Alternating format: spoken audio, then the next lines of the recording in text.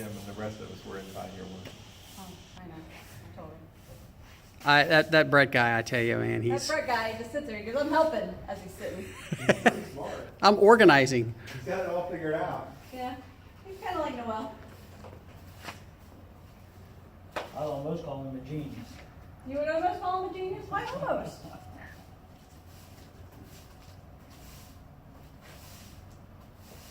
Rock on. We're gonna need a blower, A blower, okay.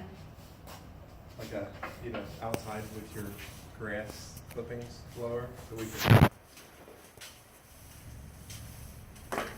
come in and just blow the dust out the front door. Yeah, we need push brooms for here too. Hey guys, we need push brooms and a blower. There's one on, there's a blower right on top of that back right there. I know. I got a blower running, electric. I got one too. Got a gas one too. Interesting.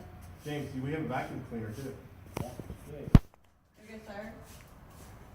We were here at 6 o'clock. Tired, man. You don't go Really to sleep, Brett you probably can't be is, tired. he's been really at it. Right? You tired? Don't go to sleep, you don't get tired. That's right. So, Robin, what do you think so far? I think it's fabulous. I still wanna know if Pastor Swenson ran a scrubber in Texas. He's from He could come down here Arizona. and we shine that. Did you hear that, Aaron? It's a challenge. They're talking to you, Aaron. Tell him to come on down here with his denim. Tell him to bring his kids so they can move some of this stuff to the other side of the room. Tell him to bring his denim. Do you want help moving stuff to the other side of the room? Break that in for him. I have to get Noel to work. She has to be there by